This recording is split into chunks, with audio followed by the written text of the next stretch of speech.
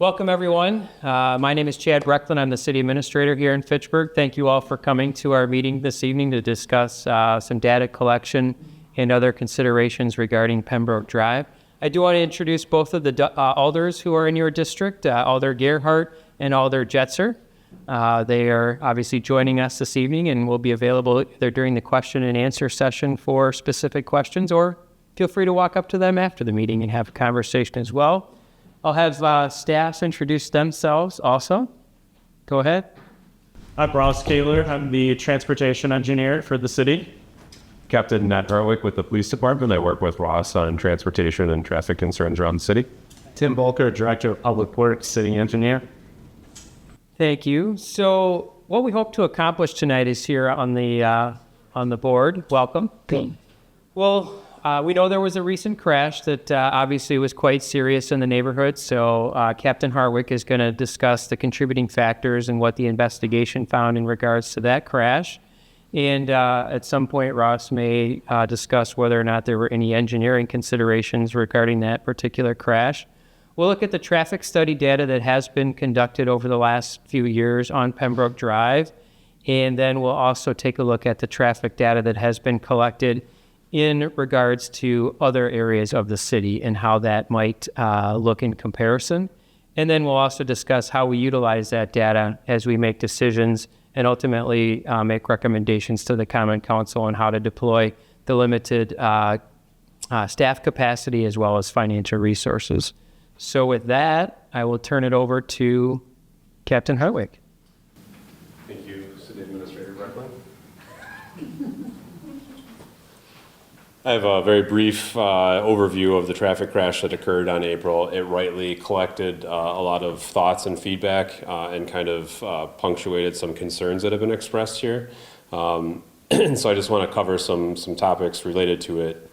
It is an alarming crash to occur in any part of our city, let alone in a residential neighborhood. So April 25th, around 3:20 p.m., a Chrysler 300 was northbound on Raritan.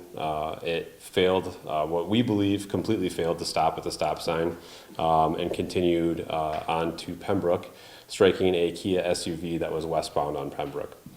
The 23-year-old driver admitted to looking down at his cell phone and not paying any attention to what was going on around him. Unfortunately, it is an all too common occurrence as you're driving just about anywhere around Fitchburg or Dane County. It doesn't take a whole lot of looking to find individuals who are so engrossed in their phone that they're not paying attention to anything. Unfortunately, this resulted in a very serious collision that overturned the Kia SUV. The driver was ultimately cited for failure to stop at the stop sign. The inattentive driving citation comes from his admission that he was on his phone. And then he was also operating on a suspended license. So that means over the course of time, he had his license suspended for some time and has not taken the necessary steps to get that reinstated. His vehicle registration was also suspended or expired, and he was operating without any insurance. To summarize it, this young man had no business being in a car or driving in any shape or form. And on top of that, he's on his phone. We estimate probably going 30 to 35 miles an hour right through that stop sign. And again, this type of driving behavior unfortunately happens all day, every day throughout our city and throughout really our country now, the way people drive and don't pay attention to anything. Do we have any questions about the crash? Yes, sir. With 5 citations, why was he allowed to walk away from this accident? So these are all municipal citations. These are not arrestable or criminal offenses.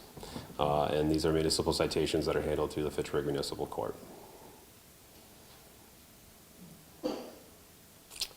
And I can tell you that these citations are not the first entries onto his driving record. And unfortunately, that is the way our system works in the state.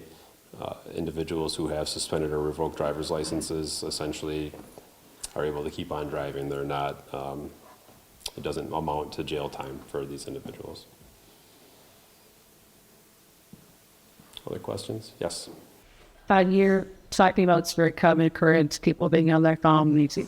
Does that often end up hitting the SUV and having it end up on its side? It is often an inattentive drive. Inattentive driving. Well, rollover collisions can occur in a number of different ways, and it ultimately ends up being the wrong place at the wrong time, and the physics of the impact and where it happens. Inattentive driving is one of our leading factors in collisions, and usually that ends in a rear end collision, a car that stops in front of the car that's not paying attention. That's typically how those crashes happen. It's rare that inattentive driving ends up with someone completely going through a stop sign, not paying any attention to what's going on. But again, we are on any given road in the 145 miles of roadway that we have in the city of Fitchburg with the amount of traffic that we have. It is just a matter of inches sometimes when we see, traffic collisions happen or don't happen. So I live 2 houses from this intersection. This is the second accident in the last 4 years. And both of the vehicles that were broadsided, the occupants were taken away in an ambulance. I personally, in the last month, backed out of my driveway and just began rolling towards that intersection, had a vehicle come through that intersection, through the stop sign without slowing down, made a left-hand turn right in front of me. If I had been coming 25 miles an hour, which is the speed limit on Pembroke, I would have broadsided him coming through the stop sign. This intersection needs to have something, or all of Pembroke needs something to slow the traffic down and make that intersection safer in some way. So you're saying the possibility of accidents is happening all the time. They're just so close they don't actually happen.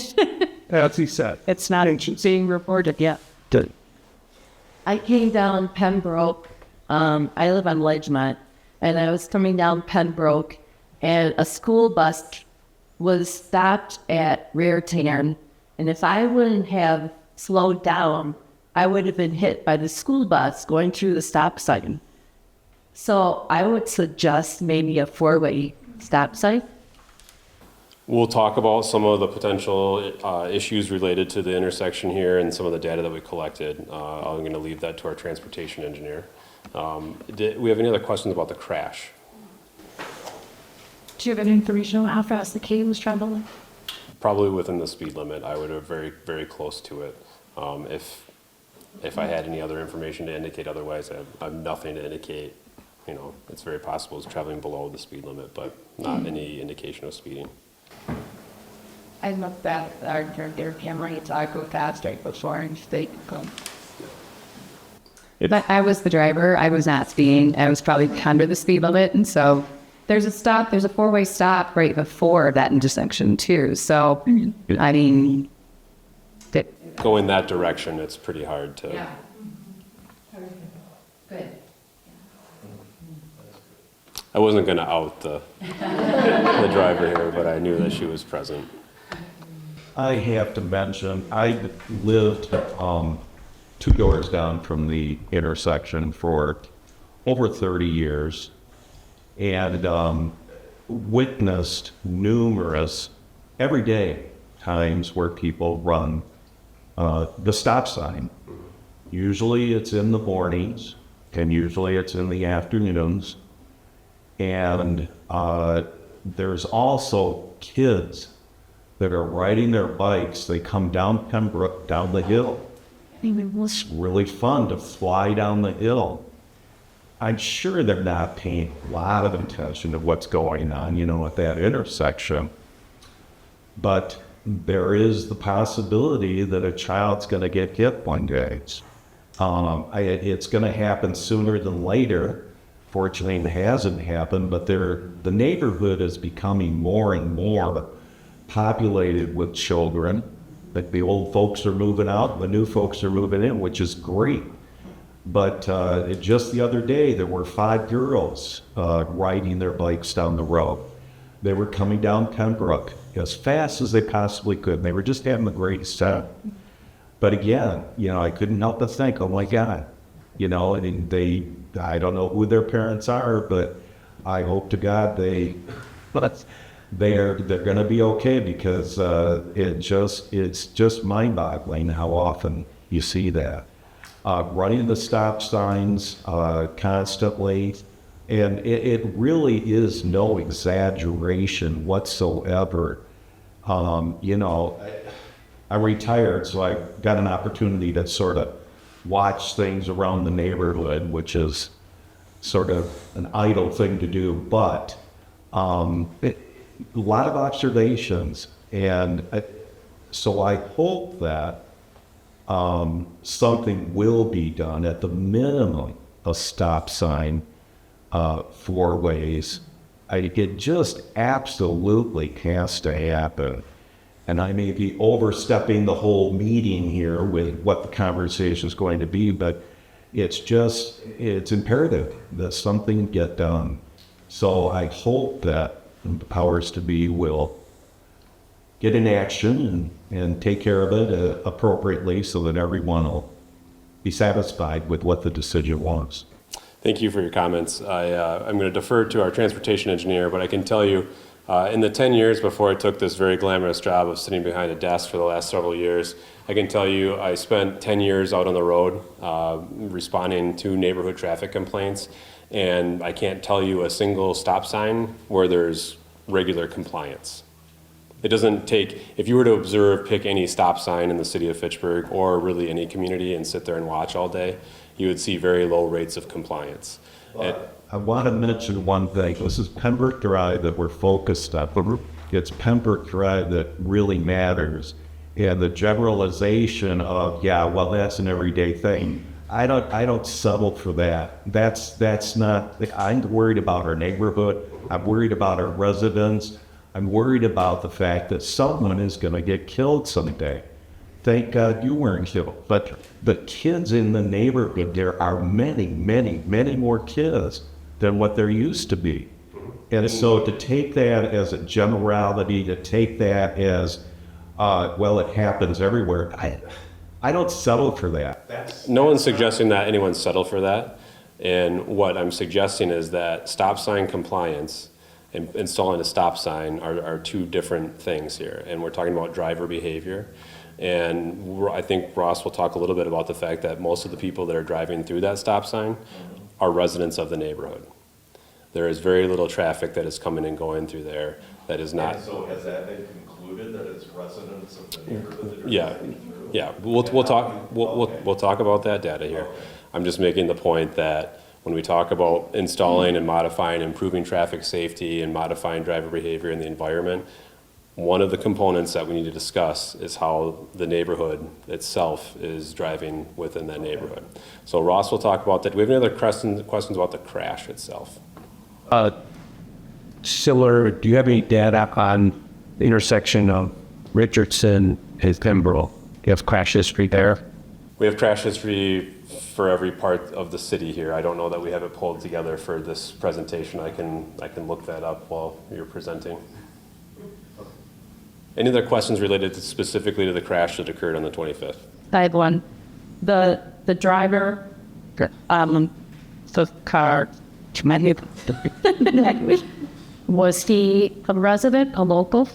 So I believe he's not a resident, he doesn't have a local address, but he had a connection to the area. So he had wasn't just driving through the area.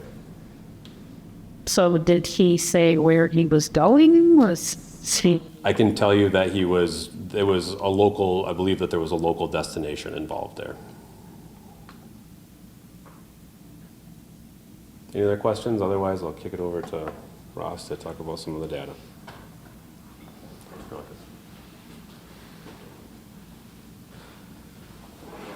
All right, like I said before, I'm Ross Kaler. I'm the city's transportation engineer.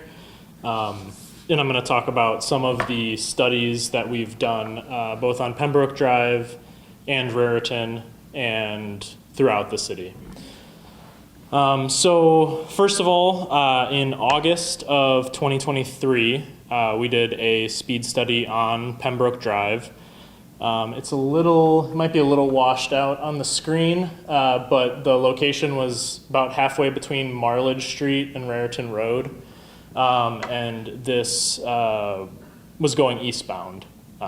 And these units, these stat tracks, actually track in both directions, but it was set up on the eastbound side of the road. As you guys all know, speed limit on Pembroke Drive is 25 miles per hour. I just mentioned that as a reference point.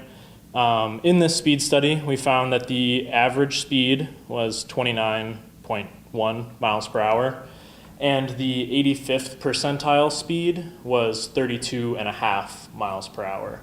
So the 85th percentile speed is kind of a benchmark that we use in traffic engineering to gauge how fast drivers are comfortable driving on a road.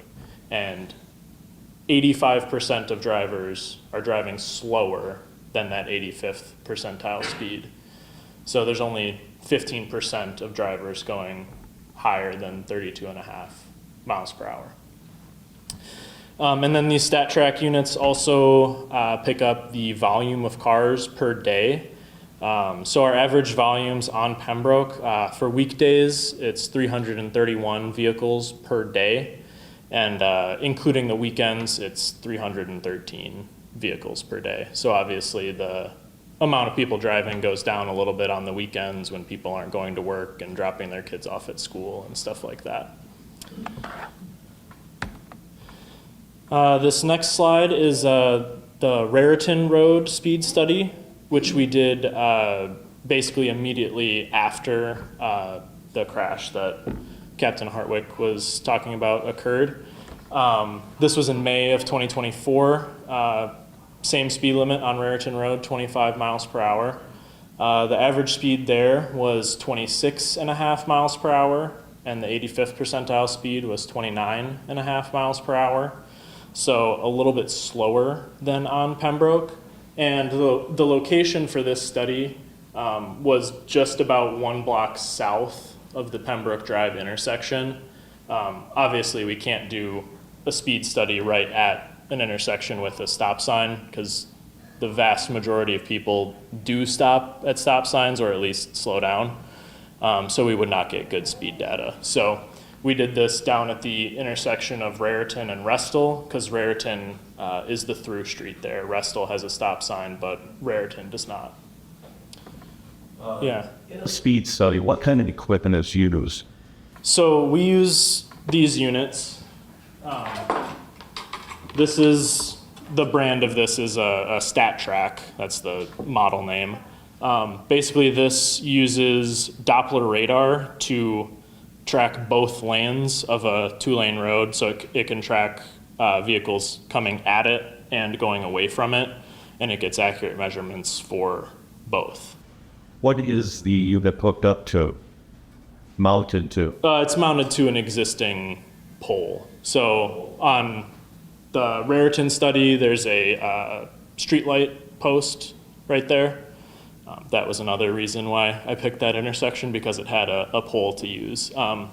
If there's not a convenient pole exactly where we want to place one of these, usually there's one very nearby, or we can place temporary poles. That obviously is just more of a hassle because you have to sink a pole into the ground. So there was no indication that a speed study was being done unless one saw the machine and knew what the machine was. Correct, yes. So that's why we use these. A lot of people call these stealth speed studies or something like that. We can also use the speed display boards, which is something I'll talk about in a couple slides. Those also track speeds, both before and after they display it to the driver. So they'll detect it further out before they display it, get an accurate gauge of the driver's speed, then display the speed, and usually most people tap on their brakes and it'll give you a readout of how many drivers slowed down, how many didn't, and speeds both before and after it displays.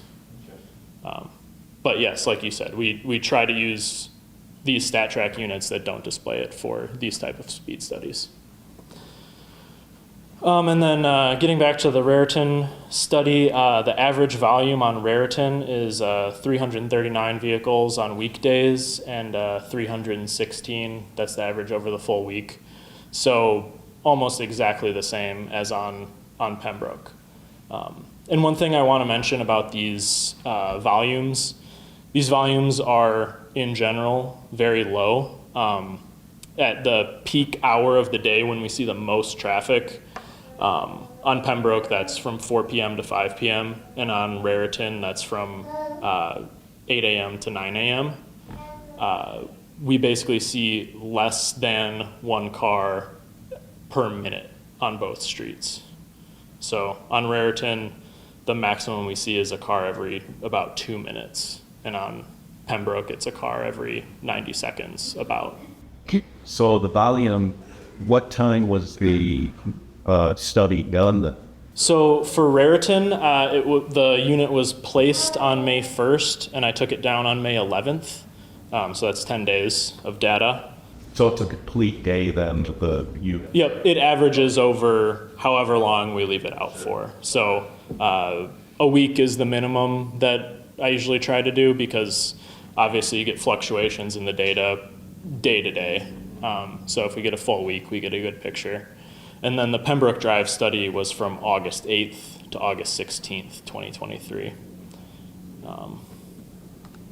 So any other questions on the speed studies or traffic studies? Ross, you pick up the speeds both directions? Yes. Yep, this is an average of both northbound and southbound for Raritan and eastbound and westbound. Are you finding the difference? Not really. On Pembroke, there is a little bit of a difference because there is a hill, but it's only 1 to 2 miles per hour in the average.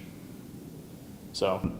I don't write down the name, but the times you pick, where they encompass any, what I'll call peak hour or peak traffic times, because I'm guessing you're going to have a lively discussion on four-way stops, but that might be one of your warrants if you pick it, because that's the key park is heavily used, and there's peak times where you got a lot of walkers, bikers, people driving to get to those events on there, whether it's soccer or stuff. So do those weeks you pick any of those peak times when there's an event going on? That I don't have data on, but based on the data we have and the warrants that are in the manual for uniform traffic control devices for four-way stops, even with a huge event, we're well below those warrants. Because in the peak hour here, we're seeing something like 40 cars per hour, and the warrants in the MUTCD are 400 cars per hour. What does that mean, warrants for? So the city uses the Manual for Uniform Traffic Control Devices, MUTCD, which is a document that is put forward by the Federal Highway Administration. And it's in our ordinance that the city has to abide by the warrants, which is basically when you want to place a sign or a traffic signal or anything like that, you have to meet the criteria in the MUTCD. Well, instead, in that example, I think the city of Madison, you go on winter drives, they basically put a stop sign every 50 feet, for one time. We never would have done that in Fitchburg because we followed the warrants. That was, they chose, we're going to do whatever the hell we wanted. We tried to follow the warrants for uniformity. Yeah. And Madison, just in general, also has a lot higher traffic on any of their streets than we do on any of our streets. So, yeah, I think you had your hand up. Yeah, I was just gonna add one that it doesn't even need to be a special event. And McHugh, the times that you noted as peak times. I mean, I live 2 houses down from the intersection, and I can tell you about peak times for pedestrians too. Because people are walking their dogs before and not there, or kids are out before and they're speeding, and so. Yeah, just it doesn't even have to be a special event, and it seems like those peak times we live inside. Right, and pedestrian safety is another thing we'll talk about, and how that kind of relates to speed and speed control and some of the other challenges that we have in this area with pedestrian activity. So, any other questions on these studies? Not a study, but again, it probably is talked more on mitigation strategies. The warrants, to B12, again, they're not shell warrants. They're advisory warrants. They really recommend engineering judgment based on operational and safety. So it really falls in your court, and I'm trying to throw you a bone that says, I think you have some latitude to put that if you so deem that putting a four-way stop will not affect operational, and it actually might help, from what I'm hearing, a lot of the systemic safety that's not recorded in crashes. Right, and so the reason I'm talking about the warrants and using those as a kind of criteria is because I'm going to talk about some other possible solutions that we've seen are proven to be effective in this area. So, and as Captain Hartwick said, we see non-compliance at every stop sign in the city. So we're trying to kind of pick things that we know work and not create false expectations for pedestrians that are crossing when someone might not stop at the new four-way stop. I just want to say something about adding the corner ramps around mileage. And the most consistent speeders rounding the corner, not going through a stop sign, but making the turn from where it's into mileage, are school buses and recycling and garbage truck. Okay. It's really quite frightening, the school bus. That's something I can follow up on with Pelletieri, and we can discuss with the school districts as well. So, bringing up garbage trucks, live on as well near Osweiss and down. They barreled through there so fast, the garbage trucks. Please talk to them because they are endangered. Okay. They barely stop, scoop, and they're gone, and they are going Right. fast. And I can look into these studies with these units track the size of the vehicle, and a garbage truck would be the largest size. So I can look at that and see what the data says, narrow it down to your neighborhood's trash day. If you're noticing it, you're a customer, call Pelletieri. Yeah, that's true. Time of day and location, they know who's driving. There's GPS on those trucks probably, or no? That I don't know. I was Camera, but I'm curious if they have GPS or. I was going to ask or mention that I think they may, because they seem to miss just a couple houses where I live, Austin, and then they don't believe us when we call. And they say we're going to check our data. Right. So it might get some straight answers going. Sure, okay. So I think if there's no more questions on these, I'll move into some of our other items for the evening. So one thing that we've talked about in this neighborhood, specifically on Osmondson, as Sue, I know you know, is the city's traffic management process. So basically this starts off with a community action request form, which one was submitted for Pembroke Drive.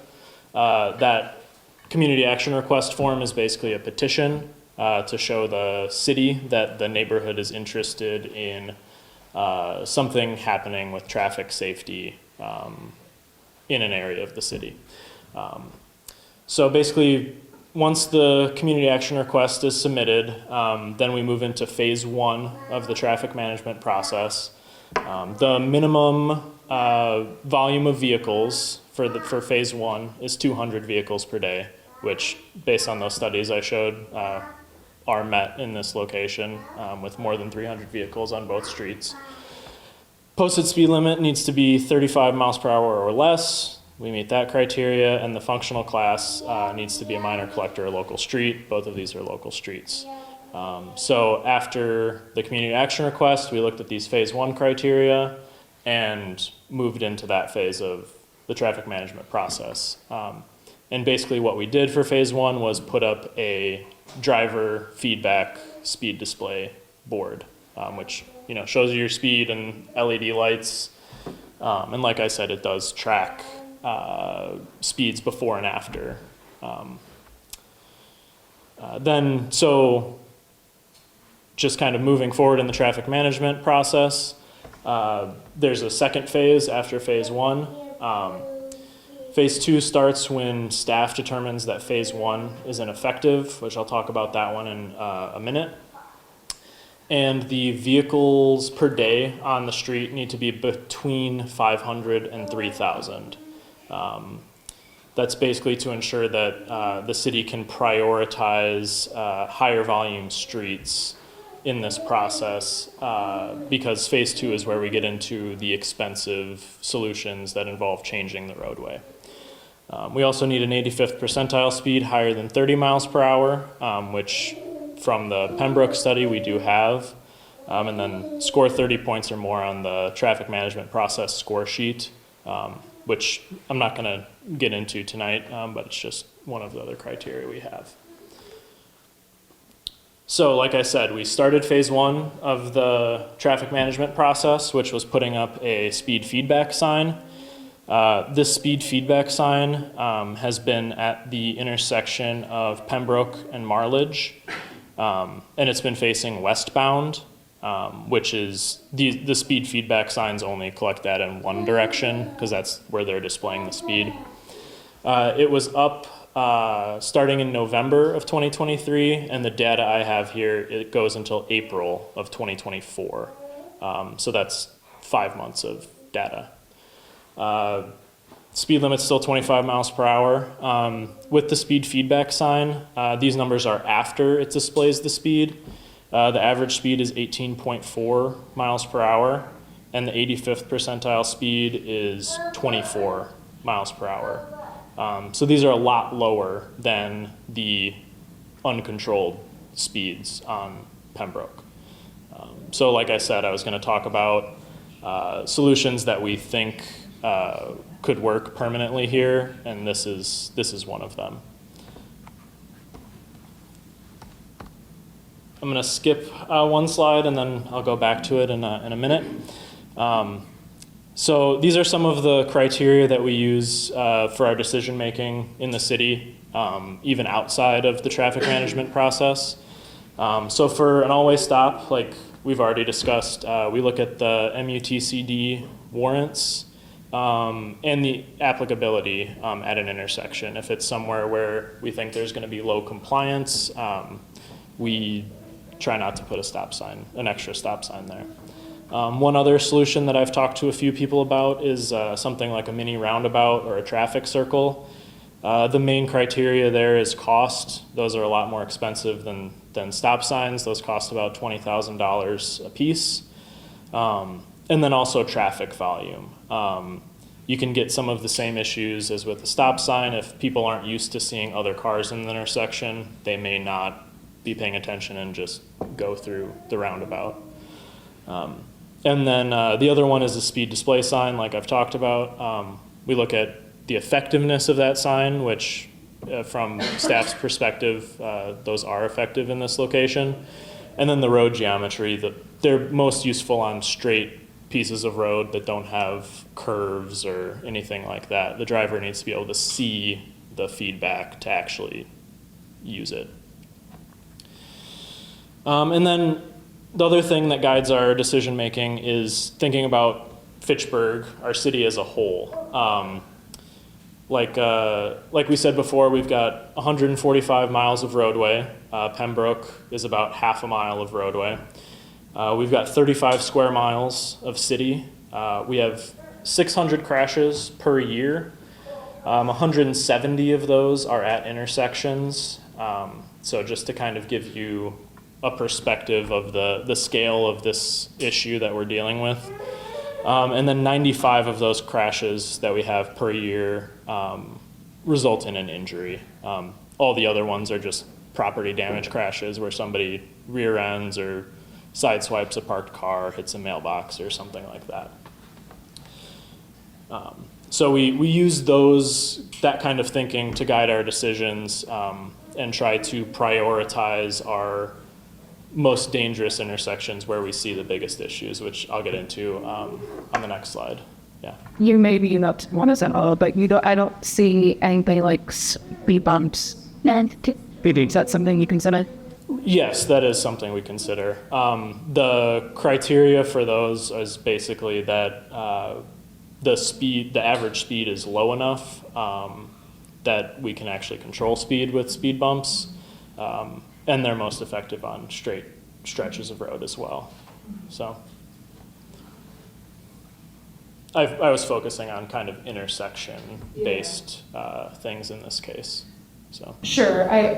From what I was hearing earlier, it sounds like there's a fair rate, and yet, like you were saying, there's fair amount of non-compliance with that stop sign. So I'm a little skeptical that adding another stop sign to that restrictions really going to help. And also, if people are still running that stop sign through Raritan, but the speed is not controlled on Pembroke, like you have the same problem. So I was just trying to think of things to actually smuggle this speeding down to drivers in Pembroke, which seems to be that big problems. Right. So now I want to talk about the number of crashes that we have in Fitchburg and how Pembroke and Raritan relate to the rest of the city in terms of crashes. So this map is from a program or from a website called Community Maps that's run by the University of Wisconsin. This takes all of the reported crashes that have a police report in the state, and this is obviously just Fitchburg. And these are only the injury crashes shown on this map. When you turn on all the crashes, you can't really make heads or tails of it because there's just dots everywhere. So then there's a calculation called crash rate, which takes into account the number of cars per day, the length of the street, and the number of years you have data for. So this data is from 2011 through present day in 2024. And I've got some statistics in this table just from selected streets that we have good data on in Fitchburg. But Pembroke Drive has a crash rate of 7.8, and Raritan has a crash rate of 4.1. So we do obviously have some streets that have less crashes than that, like East Sherrill Parkway has 2.2, Lacey Road is 0.9 basically. That's the section between Seminole and Fitcherona Road, so that's obviously a less traveled section of Lacey, and it's dead straight, so it's really hard to get into trouble there, but people still do. But we also have areas of the city that have a lot more crashes per mile driven, like Post Road at 21, that's almost 3 times what Pembroke is, and King James Way and Williamsburg Way are also, those two are very high as well. You can kind of see how the dots on this map cluster in the further north areas of the city. That's where we obviously have more traffic, but like I said, this crash rate statistic controls for the amount of miles driven and the number of cars on the road. So, any questions about this? Yeah. Ross, did you do a comparable, or is this just a quick graph that's based on your chart, based on the vehicles per day? Pembroke is pretty high compared to the comparables you've got there. Right. So this is basically streets that we have good traffic study data on, so I have to have the number of vehicles per day, and that have some volume of crashes. There's streets that don't have any crashes, like maybe Vineyard Road, if anybody knows where that is. It's south on Fish Hatchery, but it's just a dead-end road in a neighborhood. So that I obviously don't show that on here because it's 0. But this crash rate is, it's basically per capita. It's kind of like that. So the higher number of vehicles per day reduce the crash rate. So you can compare streets with different numbers of vehicles per day. it's an apples to apples comparison because of the ratio, correct? Right. The rate. Exactly. And this is a calculation from the Federal Highway Administration that they use in a lot of their design projects. One thing I wanted to point out is I'm looking at the streets. A lot of those streets have sidewalks. They don't have people walking in the roads. I mean, Pembroke, I was amazed when people go by paths, walking their dogs, walking their kids. So, okay, we don't have as many accidents, but if we do, it's going to be with cars keeping getting people, not cars and cars. So I think the whole focus on the accident, which that's why we're here, we have to, but it's like, they're cars, who cares? We're doing what. Right, and these crashes do have pedestrian and bike-related crashes in that data as well. But since you brought up sidewalk, I don't have it in this presentation, but I'll talk about it a little bit. Fitchburg in 2016 passed an ordinance that does not allow sidewalk in any neighborhood that was not originally built with sidewalks. Yeah, I don't want sidewalks. My whole yard is plants. I didn't put them there. Right. But yeah, that's not the issue. You should still be able to walk on the street and not worry about getting hit. When you walk all the time and bike and, you're constantly, get over, there's a car. Then, yeah, it can get a little hairy at times when, as adults we can handle it. But, like you said, the little kids, we bike down that hill too, and you never know what you're going to see. Right, and that's so I've talked about the speed feedback signs and how staff thinks those would be an effective solution here. I also think that one of the locations of that sign that would be most effective is close to the bottom of that hill, since that's where we could expect to see the highest speeds. And most of those would be people just not paying attention. They're coming down the hill, and giving them a reminder would help. Going which way are you talking? Going eastbound towards Raritan. So at the bottom of the hill from Hosmanson, that hill, Yeah, it's the same hill. you need a sign because people go pretty fast too when they come up Osmondson, they're coming up Pembroke because it's a hill.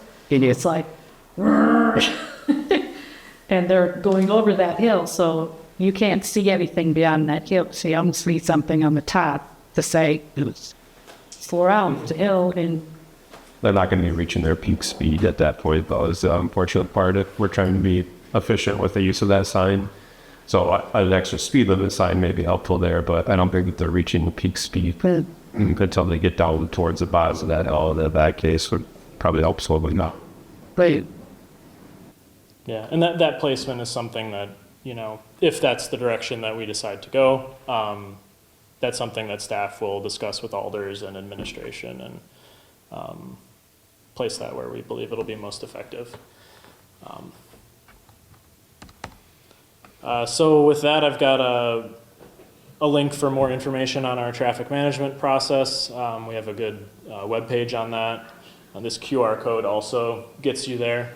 And then I've got my contact information, Captain Hartwick's contact information, which I have a nice typo in front of, so sorry about that. One of the things learned about Osmondson is that the road right-of-way actually goes quite a way into what people perceive as their own front yard. And so I was thinking about ways of educating the public, people who are walking themselves or their dogs, is that is at least 10 feet of the lawn inside the curb is public right-of-way, and people should think about that they can walk on there if they want to. Now, I know when we walk our dog, when we hear a car coming, we get up and we stand on the grass, try to teach our dog that there's a car coming, stop. So, I mean, it's something within the neighborhood. I know it's a small thing, but it's something that we should, in Wildwood, should know. No, that's a good point. You brought up Osmondson, the right-of-way outside the curb there is about 20 to 22 feet on each side. On Pembroke, it's about 13 to 14 feet on each side. So we can't shake our fists at anybody walking on the walk. This to be.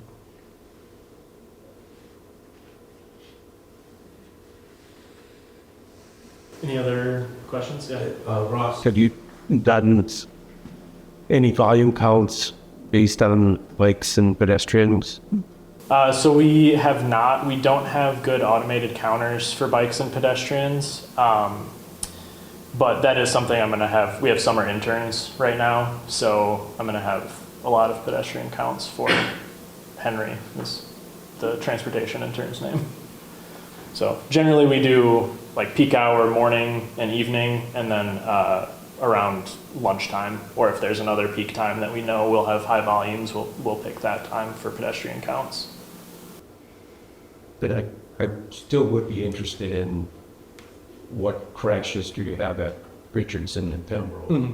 Because even though I understand the compliance issue with stop signs that you have, but just reducing the severity of a crash or giving the poor lady a second of opportunity to react because there was a stop that she had to be slowing for, might be enough that would have avoided that crash. So Richardson and Pembroke specifically, Yes. we have one crash there since 2011. And that is actually, I think, we run to a stop sign or a light pole there. So no crashes actually involving vehicles. So you could call it a success. And we didn't identify compliance issues, so. Right. Yeah. So Yes. you discussed a couple of possible solutions to that intersection. Are you going to discuss that further, or the mini traffic circle, I assume, is similar to the one at the corner of Crescent Drive and Apache? Yes, that's the one I always use as an example. And I think that would be an excellent thing at the corner of Pembroke and Raritan. Thinking that maybe $20,000 is just too much to spend. Why not do something like rumble strips on the approach to Pembroke to alert people to the fact that something is going to happen here and you need to look up or whatever and maybe slow down and stop. But that would be a rather inexpensive, I would think, solution to at least alert the people on Raritan, which is where we have more people violating that stop sign than apparently anywhere else on Pembroke. To flashing lights and Right, that was the next thing I was going to mention. There's also solutions like flashing LEDs on the stop signs. Those are on the more expensive end because it has a solar panel and batteries and everything like that. There's also retroreflective coatings we can add to the stop sign posts that studies have shown improve compliance. Only if you're looking up. The light. Right. If you're looking at the stops. If you're looking at your phone, how that works. I was driving through a community once, and a neighborhood had a big variety of different yard signs asking the same thing, different ways, and it got my attention in a way. And is there a resource to look at that you know of where there are things available along those lines that either the city can offer as a, like a pilot program? Yeah, there's different signs that the Federal Highway Administration kind of puts their branding on. I know, I think, are the blue turtle signs WISDOT? The slow down sign. Yeah, we also have those. It seems like people don't notice that they're part of it. We're never going to notice. I for a couple of years wondered, why is that little boy waving a flag to me? Because I couldn't see the words on it. Right? I mean, they weren't obvious.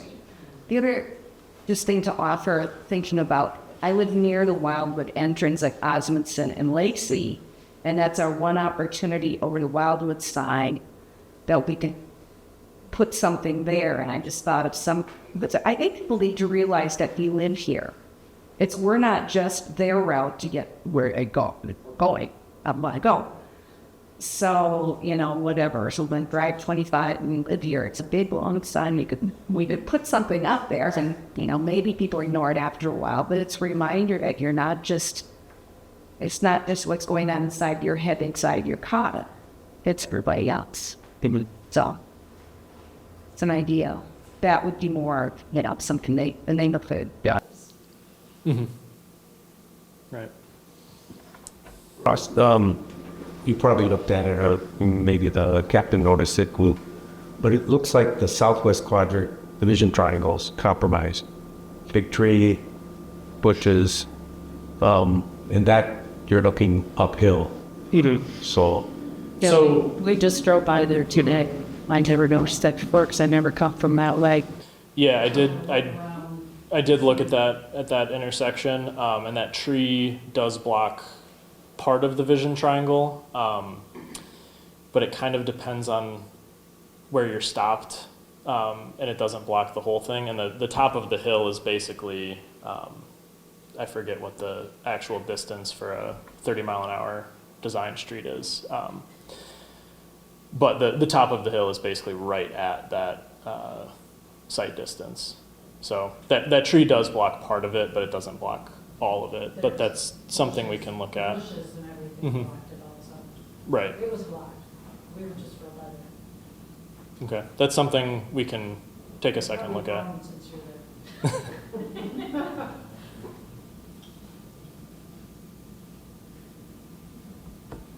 Yeah.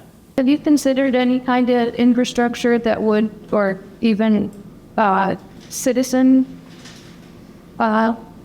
development of something that would sort of narrow the intersection so that people realize that, I keep hearing people say, oh, no one's paying attention while they're driving. That's a horrifying thing to hear, that we're okay with people driving without paying attention. If we redesign intersections that force people to pay attention a little bit, wouldn't that be a win for everybody? Yeah, and no one here is saying that we're okay with people driving without paying attention. It was more of, we know that that's what happens. That's And one thing that I was trying to get at in this presentation with the crash rate data and the basically amount of miles of street the city has is that this is a big issue, and we're trying to prioritize city resources, both money and staff. And narrowing an intersection is a valid intersection treatment. It's kind of along the lines of a traffic circle. So, I think that's the big, I guess, challenge that we're trying to convey to you as residents. We're not saying that there isn't a problem, or certainly that there aren't situations where people are not stopping at stop signs or that they aren't speeding through the neighborhood. We acknowledge that that is happening, clearly. What we're trying to convey is that as city staff, we're tasked with looking at the city as a whole, right? And trying to make recommendations to the Common Council that prioritizes the staff time that's available, and more importantly, the financial resources that are available. And as you can see, one of the data points there with the crash rate clearly indicates that when we start to take a more holistic view across the entire city, that it can be pretty difficult for staff to make a recommendation that $50,000 or $25,000 should be spent on Pembroke Drive. And also when you look at total crash data, I think what did we have since 2011? 7 total crashes on Pembroke Drive. That includes the intersections there. So you're talking one crash on average, every couple of years. I'm, again, not diminishing the seriousness of the crash, and thank goodness someone wasn't significantly injured in that crash. But when we're forced to use, your resources that you provide us in a responsible way, it gets pretty difficult for us to say to our Common Council, we should do this in Pembroke, when they may be hearing from 2 or 3 or 4 other streets just in their district. And there's 4 districts, so there could be 8, 10, 15 different areas of the city who are feeling similar to you guys on Pembroke. And that's understandable. And I can also appreciate the fact that you might be sitting there thinking, it's my neighborhood. I still want the city to spend some money there. Go ahead. I don't want the city to spend some money there. What I want is for the city to provide some options that have been shown to be effective, that the neighborhood residents could, if it's something as simple as painting, like a street art near an intersection that just gets people to pay attention and slow down. Frost songs say stop signs, kids still through there.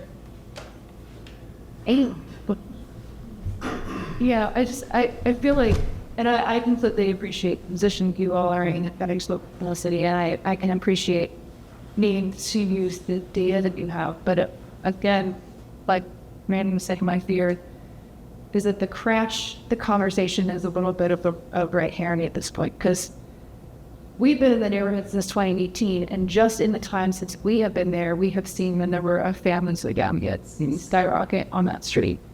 And so, you know, in my mind, the bigger danger, the bigger fear is pedestrian traffic combined with the speeds, which is hard to capture in crash data.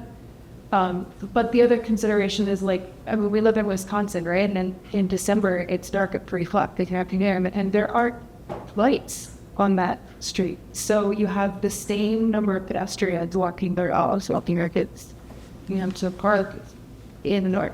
And so I don't want to get too fixated on the traffic crashes as a measure of the problem when because that narrows the solutions that you can host, right? And can we think of other things there? Well, and crashes are only one of the factors that we look at, of course. The other is the vehicle counts per day. And then the other thing would be is what type of roadway it is, you know? Sure. So I think, I mean... But again, like the vehicle counts per day, I mean, if you had that many vehicles go like through Times Square every day, that's a lot of vehicles. Like, the pedestrian count matters too. So I'm really, really glad to hear that you have an intern that you're going to work on that this summer. But I just feel like... I'm going to ask the audience this question. If we're talking about pedestrian safety, what would you view as the best way to potentially resolve the pedestrian safety concern? I mean, I personally am curious why they passed an ordinance in 2016 that every sidewalks can be, because I would sacrifice 10 feet of our front yard for a sidewalk. I know that's not important to explain. But so if the neighborhood was amenable to sidewalks, would you actually claim some of the right of way outside the street, or would you reclaim a portion of the street to narrow it and provide a sidewalk? So that would very much depend on the street itself. Pembroke's 40 feet wide, super. Right. Some streets we would be able to do that on. Pembroke is probably one of them. We haven't looked at this in an engineering capacity because we're, prohibited from adding sidewalks.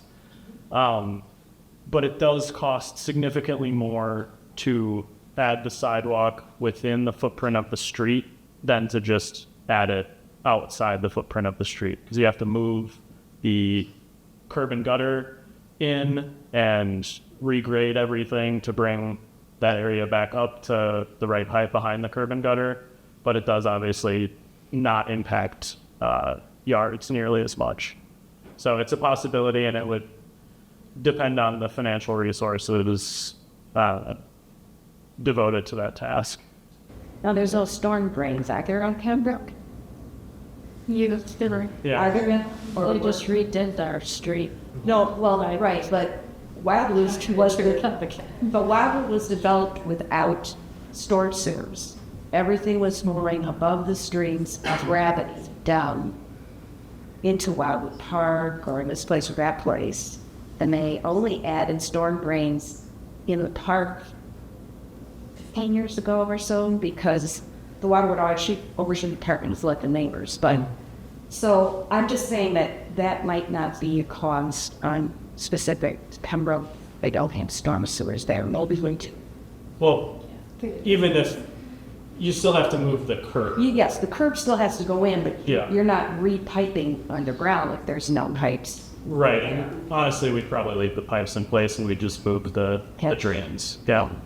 Ross, what if instead of putting sidewalk there, you just put a couple feet of curb down the street and you leave the rest of the street intact and that becomes a multi-use path instead of a proper sidewalk?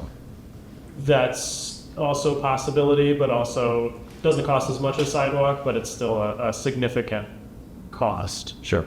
And it greatly depends on the feeling of the neighborhood of the people who live there for that. As a cost is to the homeowner, general.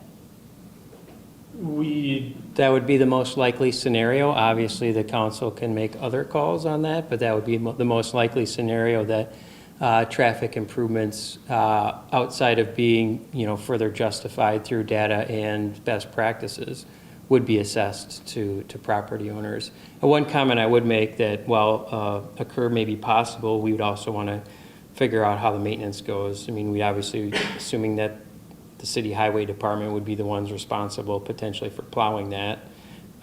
Do they have equipment that can plow it? How quickly will they plow it? What happens to that curb if it gets broken by a delivery truck or whatever the case may be? So there's a whole host of other considerations that we would have to look into if that was a solution that was ultimately pursued. I've got a question from a budget standpoint. I understand budgeting and, you have to set your priorities. That's all it comes down to. In this meeting, are we here to discuss a possible way to address this? Or is it going to be something that would be pushed further down the line at some point in time until the budget allows it? And I'm sure it depends on what the resolution is. However, I came here tonight thinking that there would be some resolution to slow the traffic down because it is inevitable. And I know I'm repeating myself, but I worry about the kids.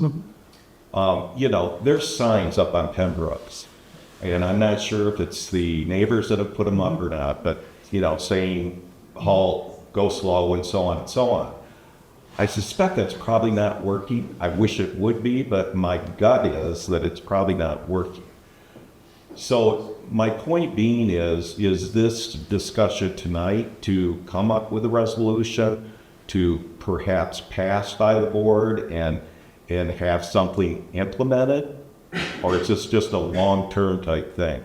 I think there is a resolution. Well, I can't say resolution. I think there is a treatment that can be utilized, and Ross covered that during his presentation, that we see the effectiveness of that temporary speed display board that's been put up, and we think it would be prudent to put a permanently mounted speed display board up for traffic that's heading east, basically from Osmondson back towards Fishattree Road. So that, I think it's almost a certainty, but we certainly want to talk with our elders about that. Yeah, in the budget for this year, there's funding for 8 speed feedback boards, permanent ones. They were generally allocated 2 per district. So we actually recently... They're just approved and they've been ordered. So They'll be delivered tomorrow. okay, so there's, and we have to be, and that's why Bill and I are here to listen to and listen to what you all think and what you. So there are possibilities. I mean, we can leave here tonight or sometime in the near future find that something is going to be done about the circumstances, about the situation on Pembroke and Raritan. Right. Yeah, and I think a speed feedback sign is definitely a possibility. And I appreciate hearing everything you cared about here tonight. I think that's All right, well, I just wanted to clarify. Yeah. Thank you. I'm going to be honest. I ignore those signs, but I do not ignore a stop sign. So I still wonder why we can't have 4-way stop signs at the intersections. Yeah, I think, one, the best practices don't necessarily indicate that. And even if we were to go outside of those best practices, what is making anyone in this room believe that 2 new stop signs are going to be complied with any more than what you've relayed that the stop signs on Raritan are complied with.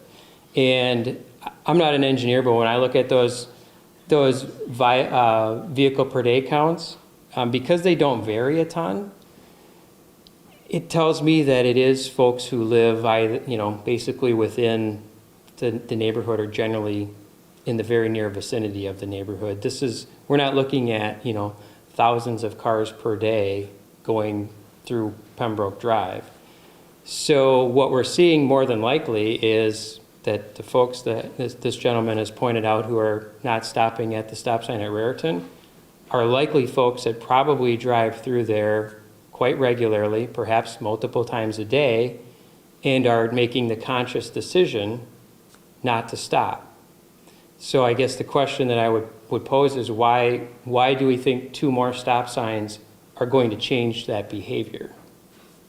So, Because then she had an opportunity to stop.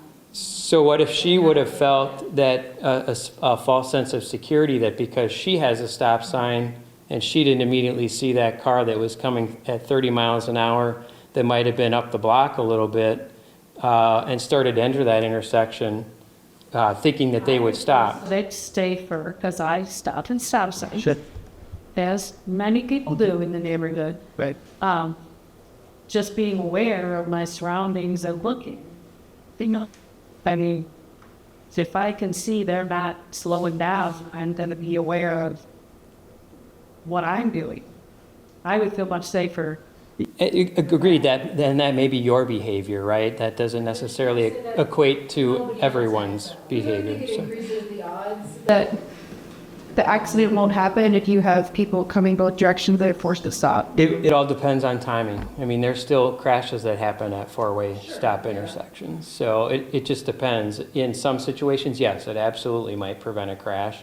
And in others, it may have no effect. Well, I would say at that intersection, when I came to that intersection, I really couldn't even see what was coming down Raritan until I almost got to the intersection. Mm-hmm. So had I had an opportunity to stop and see that he was barreling down the road, I probably would not have moved forward. So whether you can put 4-way stops at every intersection on Pembroke is another question. Do people want that? Or throughout the other 35 square miles of the city, right? If these crashes happen elsewhere in similarly situated intersections, then the expectation is that 4-way stops are put in, right? And then at some point in time, the complaints will come about there's nobody stopping at any of the 4 stop signs.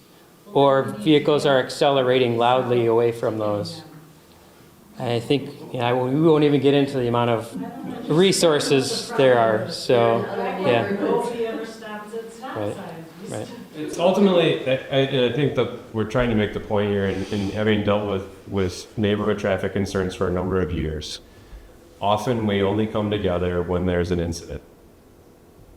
How many of people in here are able to name 5, 6 neighbors and know how to get in contact with them in their neighborhoods?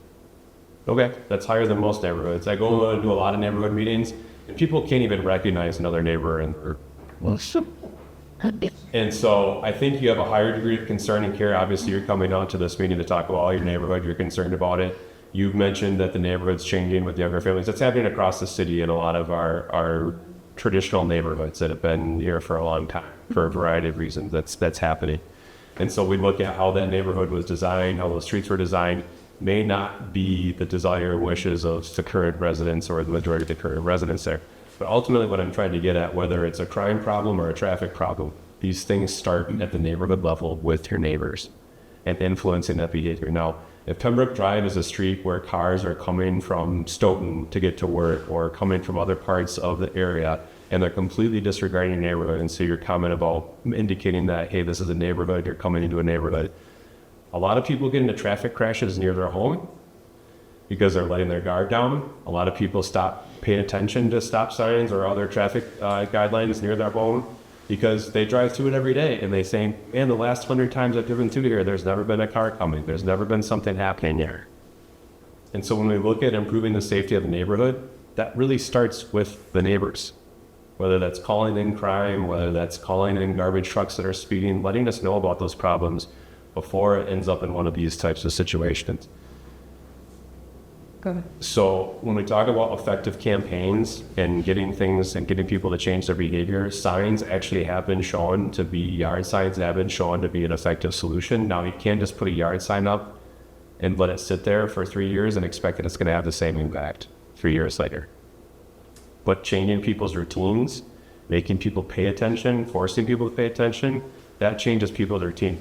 So police enforcement, okay? Again, the city administrator mentioned we're not going to talk about the fact, and I'll just briefly mention we have 4 officers working to cover 35 square miles. Yeah, there's no way There's no way we can be down there, right? So when you drive past a speed trap, right, when you see a police officer sitting in the same area, maybe 2 days in a row, for the next 4 or 5 days when there's no police officer there, you're going to continue to slow down. But by day 6 or 7, you're going back to your old habits, right? Yeah.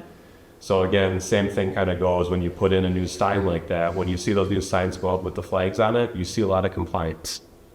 And then over time, that compliance disappears. The traffic in your neighborhood is your traffic. We have other data sets, not only from the speed counts, but from a smart car, or your car is connected. If your car was built after 2016, whether you have a service on it or not, it's communicating back to the internet. And that data is sold and bought, and people put products together. We're able to see that you are traveling within your neighborhood. It's not people coming and going from other places. So my point is, and a little impassioned here, and we're trying to get people to be concerned, and you are concerned about your neighborhood. The trick is getting everyone else in your neighborhood concerned about slowing down and being safe for your kids and for the families that are there. I have a question slightly different than what we just discussed. Petition was passed within our neighborhood. The council, as I understand, approved a bike lane on Pembroke, and nothing was done. Why?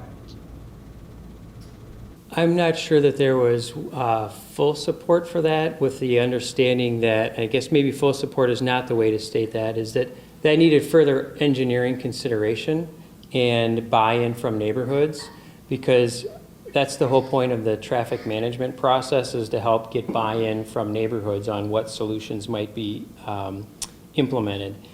And we have an experience nearby on Richardson Street where, if you recall, that street was striped a number of years ago in response to speeding complaints.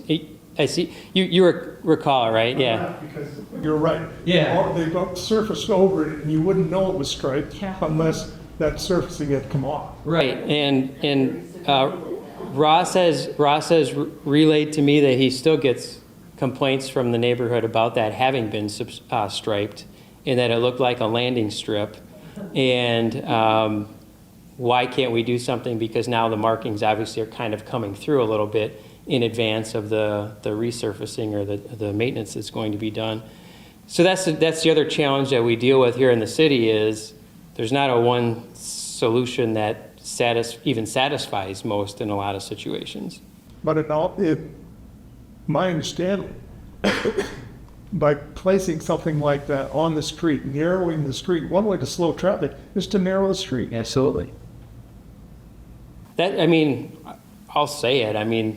The long-term solution that makes the most sense is to narrow, from a non-engineering perspective, I'm not an engineer, I agree with you. is to narrow the street and to put sidewalks in. And non-fiscal. That's- It's free money, right? Yeah, that's the solution that will make the most sense, is to narrow it, put sidewalks in.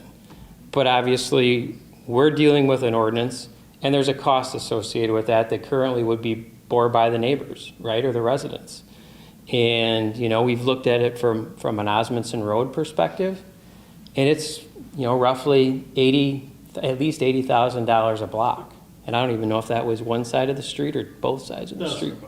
Yeah. So, if we're doing $80,000 a block and, roughly 8 to 10 parcels on each block, when you look at both sides, you're looking at an assessment, upwards of $10,000 per homeowner. And that's not something I want to impose on homeowners. And I've been with the city long enough to recognize, and I can see there's a couple of long-term residents here, and this woman has already stated she has no interest in sidewalks, right? So as staff, I'm not I'm not suggesting that because I know how polarizing that can be, but if we really want to address the two issues that have been presented through the comments that we've received previous to these meetings and in the meetings that we've had, it's speed and it's pedestrian or bicyclist safety. We can do something perhaps about the speed with another speed display sign. We've seen one has been effective. We anticipate a permanent one will ideally have a similar effect. We see positive effects wherever we install them in the city. We generally see about a 15% reduction in speed wherever one of those signs goes up. And it generally stays the same. I mean, the first ones we put up were, 12 years ago on Lacey Road in front of the middle school. And we saw an immediate benefit when we put that one in. And it still is providing benefit where people are slowing down. So we do think that is going to make a difference. I think somebody said they, in here they don't necessarily always abide by those signs. We get that. There's always a percentage that's not going to comply for whatever reason. So, go ahead. Can I just ask a question about how those signs work? Because I appreciate that you would put the one in, and I think that it is important to put it towards where you were describing. Yes. Bound more towards that intersection. It's coming down a hill. Will bicycles trigger it? Because I can see Yes. maybe I've watched too many TV shows and movies, but that's the fun thing to do, right? When you're a kid, is just to go to try to race the sign, and that puts you right into the intersection. So, are there other things that should be done at the same time to make that stop sign more legal? So bikes can trigger them. The signs are generally calibrated for things the size of cars. Okay. And that's something that they've also gotten better at over the years is calibrating these signs. Okay. The components inside have gotten cheaper, so you can use better components for the same cost. So They can also be configured so that people don't play games with them, either going too fast or trying to get to a certain speed like that. Okay. So they just shut off. So if that becomes a problem, that can be modified in the software. that's why you see them just say too fast or slow down or whatever if you're 5 miles an hour over the speed limit. Okay. That's a good question. Is there such a thing as temporary speed bumps? There are. Basically, they're just chunks of rubber that you nail down to the road. Unfortunately, I've been pricing them out for other places. They cost about the same as a regular speed hump. What is a regular speed bump? How much does it cost? About $5,000 per speed bump. But That includes installation and Yep. materials. Yep.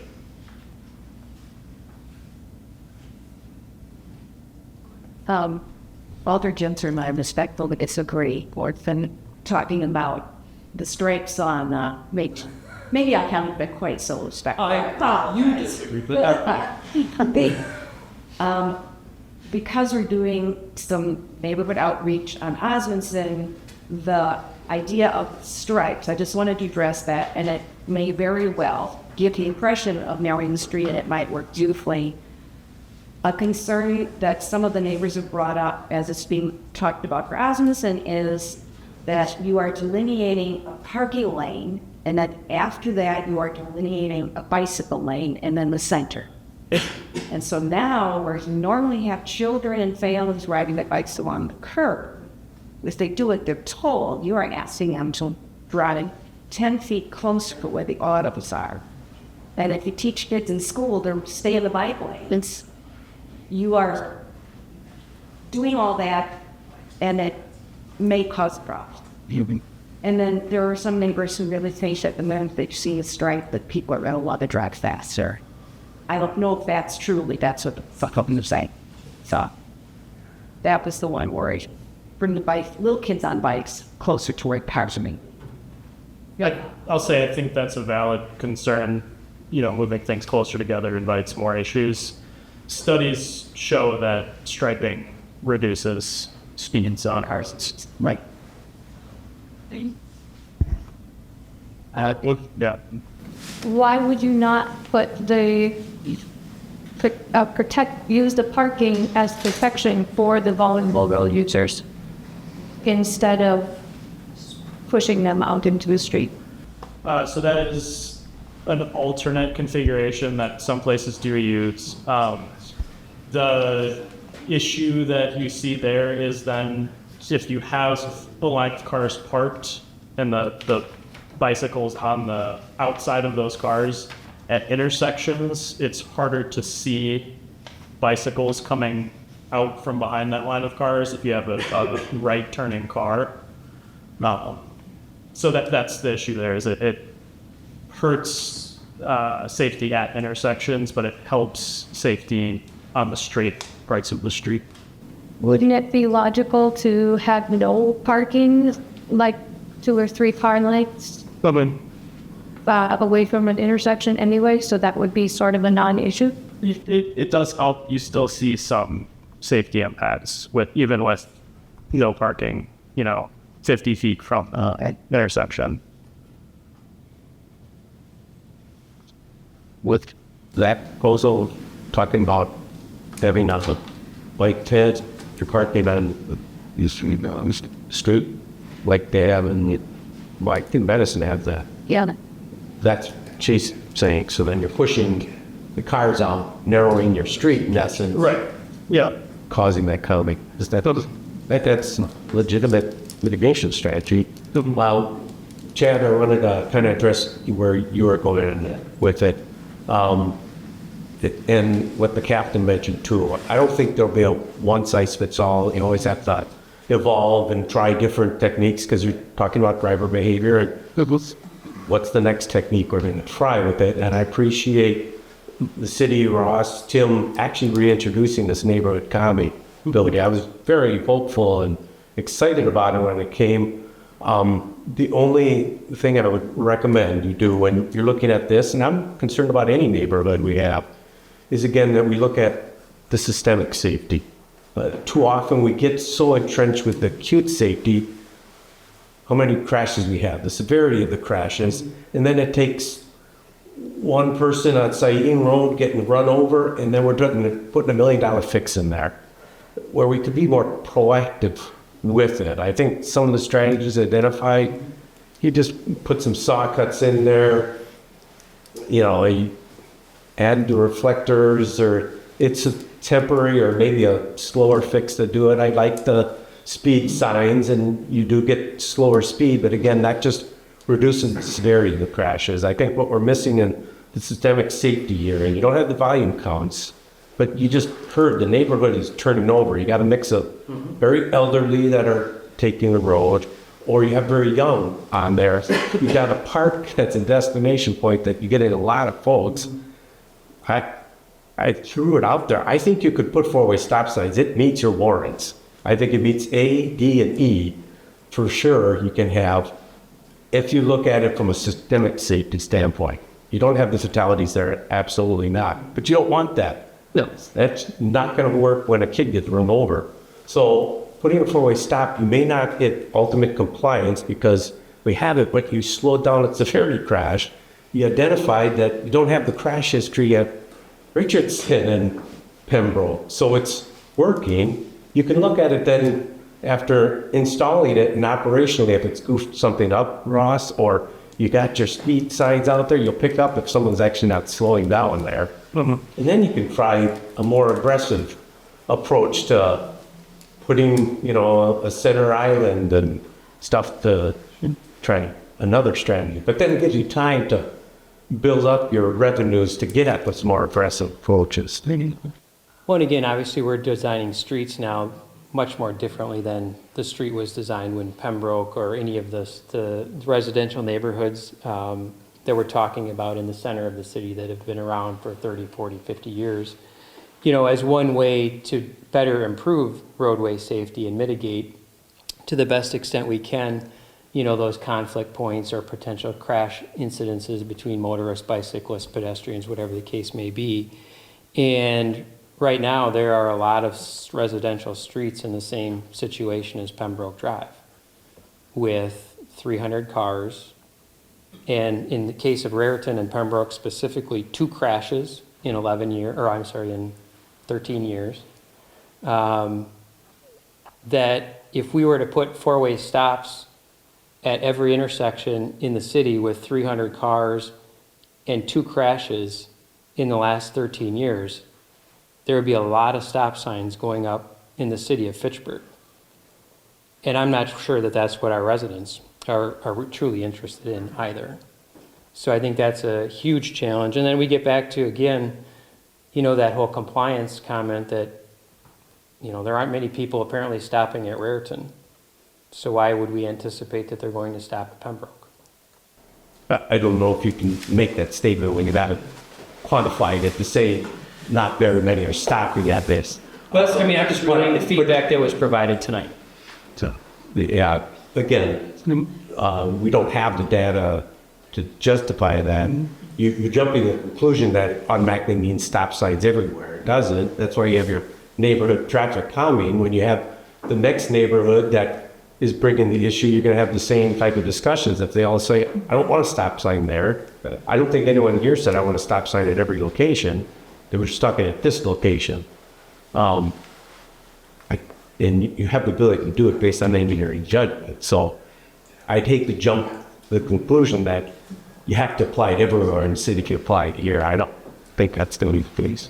But I would point out that the neighborhood traffic management plan in this instance does not meet the criteria. So if we're going under that criteria, then the stop sign there would not, that approach would not apply to across. For phase 2 of the traffic management process. What about a sign that says traffic from right and left does not stop?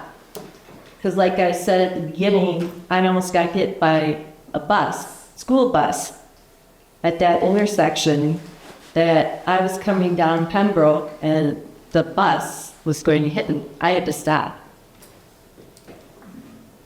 So you're suggesting on Raritan that sign would be to tell that Pembroke is through traffic? Yes. I think that's something we can take a look at and consider. Yeah. Well, when we drove through there, it came on Raritan going towards Richardson. But you come up to Pembroke, and that stop sign just seems like it's just kind of floating there. You can't really tell that there's a true intersection there. It's very strange. And then there's the truck sitting there. We're like looking for it, and then it's kind of like, oh yeah, this is Pembroke. So I think something more needs to be done there to make that seem better and get your attention. Especially too, like being in the neighborhood, those streets are all. They're nice though. It is you kind of lose track of where you are anyway. What street are we at? Is this Pembroke? Yeah, so I think something needs to make that more visible. That yes, there's a stop sign, like striping for.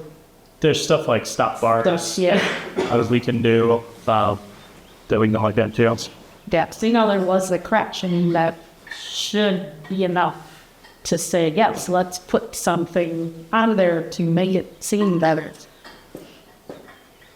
And these folks all sending something into traffic court to make sure that the guy who just did this, all this has been taken into consideration if he shows up. So, is there a consequence that could come? I'm not sure what the court date is or if it's already advanced. Totally coming up.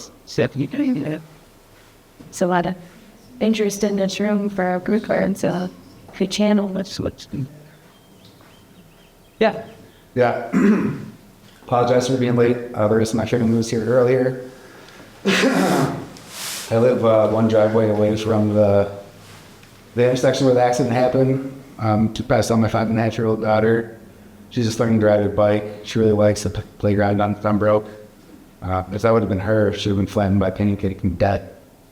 So I'm going to echo what this gentleman said, that we need to be more proactive instead of reactive. I'd also like to know what considerations are being taken considering the fact of the elevation change, that there's so much elevation change that the road is so kind of up and down and so wide you could land a plane on that road. And the height that my children are, you can't see them standing at the end of our driveway until you're about 4 or 5 driveways away. Okay, so signs, right? I'm hearing that, yeah, we could add some signs, but we really need something physical. We need something permanent. We need something that is gonna get drivers paying more attention and make the growing number of families on that street feel safer. I don't think it is the same as the other 300 intersections because of the elevation changes and the invisibility that is created in that particular area. So my question is, how does the elevation change and the width of the road play into the phases? Yeah, so one of the things that we did talk about is we do think, based on the results that we've seen with that speed display board that's been up since November, where that's clearly had a positive impact on the speed on the street, is that we do think it would be prudent to look at a permanently mounted speed display board that does monitor eastbound traffic. And we think that probably, somewhere near the bottom, or at least at the middle point of that grade as you're heading east on Pembroke, would most likely make the best sense as far as placement to bring attention to someone's speed as they are most likely to be either at or near where they're most likely to get to their peak speed. So that is something that we intend to do. I think we're pretty clear from our alders that they would like a speed board there. We have 8 of them on order, 2 for each of the aldermanic districts in the city. And we anticipate that one of those could be installed in the next couple of weeks, actually. We're hopeful that they're going to show up here as early as tomorrow from the manufacturer. So that is one step that we are recommending to be taken to help provide more of that permanent attention-getting measure for speeding.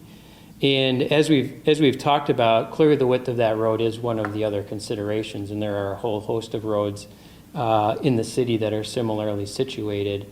And we've looked at the cost of narrowing a road like that in the situation of Osmondson, and you're looking at approximately $80,000 per block to put sidewalks on both sides, remove and reinstall curb, and then obviously do driveway extensions in order to get them out into the road. And clearly the city doesn't have the financial resources to narrow all of those roads. It would take, a lot of years to do that. And ultimately, at the end of the day, if the Common Council were committed to that and wanted to set aside that level of funding in order to accomplish that on the roads, and we could certainly come up with a prioritization system where it would make, the best, the most logical use of those funds as we implement all of them. I think that's clearly the best long-term solution, because you're absolutely correct. The road is too wide. Aren't islands and roundabouts at the intersections, don't those address the same issue but at a much more economical? They may, but one of the big concerns that we've heard throughout the entire process here, and you even brought it up right away when you asked your question, is pedestrians and bicyclists, and kids in particular. And traffic islands and narrowing of intersections and speed humps and all of those things are designed to reduce speed, but ultimately doesn't necessarily provide any measure of protection or safe area for a pedestrian or bicyclist using. I won't get into the whole conversation as far as whether bicyclists should be on the sidewalk or the street. I think most kids are going to likely ride on the sidewalk. We don't have sidewalk. I know you don't. So there's an ordinance that actually prohibits us putting sidewalks in your neighborhood. Unless 75% of the people in the neighborhood vote affirmatively. So we're trying to, we have two different issues that need to be resolved here. One is speed, and one is pedestrian and bicyclist safety. And they both require different treatments in order to resolve both of them. It's fun hard to believe that they don't make it safer for bicyclists and pedestrians having their roundabouts. That's why they're going up in open mass. Well, they may at the intersections themselves in certain situations, but it doesn't necessarily do anything in the straight stretches where those don't exist. The most dangerous? Not necessarily for pedestrians, or bicyclists. A crash could happen anywhere, right? Especially sit this dark to wait for the intersection. Somebody happens to look at their phone or whatever and, veers off towards the curb on Pembroke, and, there could be somebody walking right there. So it's certainly hard for us to predict where they may happen, and they could happen anywhere on that stretch. My last question is that my understanding is that we think it's to be 500 cars a day to sort of get to the next phase, but doesn't that intersection have more than 500 a day based on adding up the traffic on Pembroke and Ayrton? It does. Up until this crash, there hasn't been. There's a community action request form for Pembroke, which has a little over 300. Because up until this point, there hasn't been any specific discussion of this intersection. But you did just do a study on Ayrton, right? Correct. And so the intersection is getting over 500 cars a day. Yes. Good. Just to make sure I heard that. Yeah, and the traffic standards that the city uses, I think, did you say, Ross, that those actually recommend 1,000 or more cars as the minimum for a four-way stop? That's MUTCD requirements. I got you on 500 cars to get to phase 2. Yeah, 500. What? 500 cars is for our traffic management process. To go to phase 2, the warrants for a stop sign that the city generally uses are 1,000 cars per day. For an always stop, it's 1,000 cars per day through an intersection. What are the other options in phase 2? There's dozens. It's basically anything the neighborhood or staff can come up with. So I think we got a whole bunch of ideas here. Well, I think the challenge is we keep adding issues to the scenario here. This was originally presented as a speeding and a bicycle and pedestrian related matter, and then after the crash, it has now become the addition of the intersection related concerns. And even with the amount of cars that are going through there at 600, even if you use 600 per day on average, I mean, there's been 2 crashes at that intersection in the last 13 years. I mean, I think the reason that people are stuck on having the stop sign there is because it disrupts people's momentum coming down a long stretch where there's nothing stopping people. Right. And I do think that a reasonable approach to begin is to put the speed display sign in to begin to slow the traffic down that's heading towards that. And then, of course, as Ross mentioned, we can take another look at the intersection there at Raritan as you approach both in the north and the south to ensure that the stop signs are properly placed, they're appropriately visible, the vision triangles are appropriate, and those sorts of things. I think those are all valid things that we can continue to take a look at and ensure that we're creating what can most reasonably be expected from a safety and engineering standpoint. Yeah. I have a question relating to visibility. People were addressing the fact that the shorter days, it starts so soon. Mm-hmm. And our older neighborhoods have these really old, dim street lights, and if you're going to look at things, what could be expected with updated street lighting, what kind of improvement might people see from that?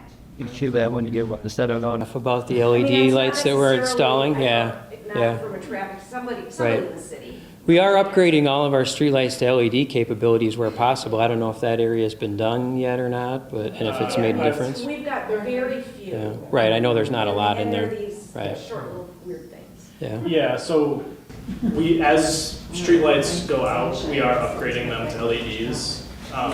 We're doing that in-house as there's an issue with the streetlight. We do have a grant right now for larger scale LED streetlight replacements. Currently, we're focusing on neighborhoods that are denser than this neighborhood, but there is possibly some additional money that we might be able to find in that grant.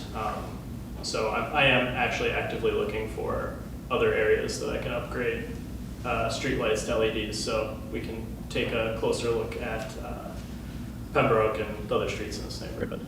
Thank you.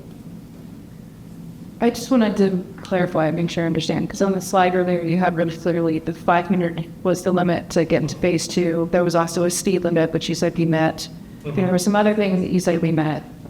And it seems like the numbers you were showing implied that we didn't get the criteria for phase 2 because there weren't 500 cars there. And now that you're saying they're over 500, I'm just confused, like, why are we not meeting that criteria? So the community action request form that I'm basing that statement off of is for Pembroke drives. We take the number of vehicles per day on the stretch of street that has been added on the community action request form. Pembroke has 300 Has to be the streets. cars per day. It doesn't necessarily have to be a street. If the intersection is the area on the community action request form, then it's the amount of cars in the intersection. But that's not. So there's no rotation, is that what you're saying? Well, one of the other criteria that is no longer met based on the speed display sign that's been installed since November is the 85th percentile speed is actually at 24 miles an hour, where that speed display board is. So that would indicate that there is not a speeding problem in that particular location where that speed display sign is. And again, that's why we think that a speed display sign for eastbound traffic is ideally going to be as effective. Are you using any different petition in order to address the intersection? No, we're not saying that. That's what I'm hearing. The intersection does not meet warrants at this point in time at 1,000 cars. That's a different standard for a stop sign or other traffic control measure.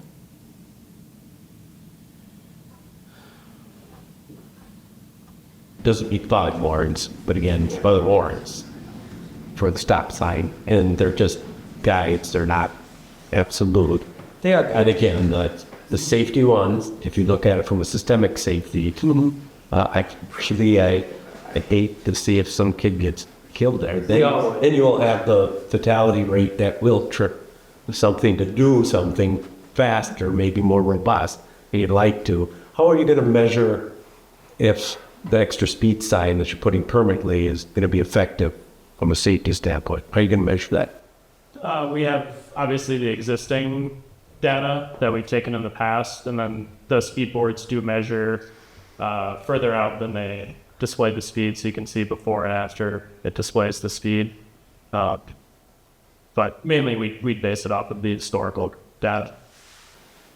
Yeah, but you won't be able to pick up other volume triggers. Again, you're telling kids you're not counting bites, and that could constantly increase, and you'd have a conflict point. Maybe you never get to the 1,000 threshold that you're saying makes a trip to a more robust fix. And that's why, like I said, we're going to do the pedestrian and bike counts while we have the staff capacity during the summer. For the staff feet counting in the evenings? We count at the peak hours when we see the most pedestrians. Peak hours. So between 7 and 9 a.m., between 11 and 1, and then, or noon at 2, depending on the street. If it's somewhere with like commercial traffic, which obviously Pembroke doesn't have, we do noon to 2, but here we do 11 to 1. And then 5 to 7 or 4 to 6. Yeah, we have people walking Go mad, yeah. all hours of the day. We extrapolate that data out to the full hours of the day. Those are where we see the most pedestrians, so that's the data we use to extrapolate. Might want to start earlier because there's quite a few people that park or that walk earlier. Say a lot of people that work what are laps to dog. Okay, so that's a word that they have when this. The speed boards continue to provide data to you. Yes, they do. So it wasn't just, there was data during a period of time where it was studied, but at any point in time you can find out what the speeds are. That's why, a park, since it's been installed, the speeds of that direction is slowing. Do you want to talk about the types of speed boards we have? Because we have those portable ones, which one of those is up in Pembroke currently. And then the ones that we're installing that are more permanently based, how you access the data for those and what they collect. So basically we pay a subscription to a company called All Traffic Solutions. We have a web page that's where the data that I showed tonight comes from. the stat tracks and the speed boards both give data to that website, and we can run reports on volume and speed and see, like I said, different sizes of vehicles and all that stuff. We do have some speed boards that don't collect data. Those are obviously cheaper. Those are the older ones we have. We have temporary speed boards that the police department generally deploys. That's the one that has been deployed out. Pembroke is one of those. Four. Those also give us data. That's where that data came from tonight. And then these permanent ones that we've got on order will also provide data over their entire lives. I heard you say that the roundabouts don't actually provide it safer for pedestrian and bike traffic. How do the speed boards do that? They don't necessarily, though. They're designed to slow the vehicle. So what are we doing to help the pedestrian and bike traffic? I'm missing that. right, that's the dual problem that we have here, in that there would need to be multiple solutions. And I don't know as though stop signs or a traffic circle at one intersection are largely going to improve pedestrian and bicycle safety throughout the, what is it, a half-mile stretch of Pembroke, or 3/4 of a mile. You know, that's a very minute section of the street where one of those may go, and you're going to have straight stretches in between all of those. So I don't know as though they may have a meaningful impact on pedestrian and bicycle safety. And again, So what is going to have a meaningful impact that can be done in the next, 6 months? as we've discussed with this group, the most meaningful impact would be to narrow the road and install sidewalks.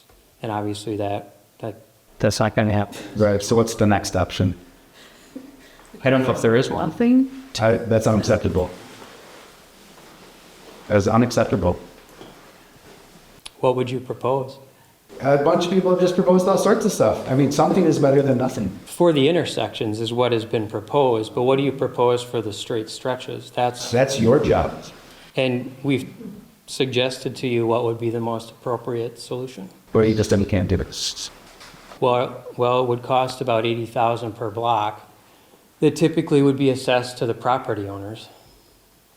And we're not comfortable recommending that, recognizing the impact that it would have on the property owners. Now, if the property owners, as Sue pointed out, if 75% or more of the property owners want to have sidewalks installed, then we'll definitely look into it, cost it out, and make that recommendation to the Common Council. So if that doesn't happen, you're not going to do anything to improve safety for pedestrians and bicyclists, is what I'm hearing. Can there be I think that ordinance is for like neighborhoods, but what is it something that the street could vote on for their street? The wording is affected residents in that 75%. So we'd probably have to consult with the city attorney. Yeah. I think, if we're looking at Pembroke as a whole, I think it's the streets that are the residents. 75% want it. Diggy. Yeah, getting back to the original accident,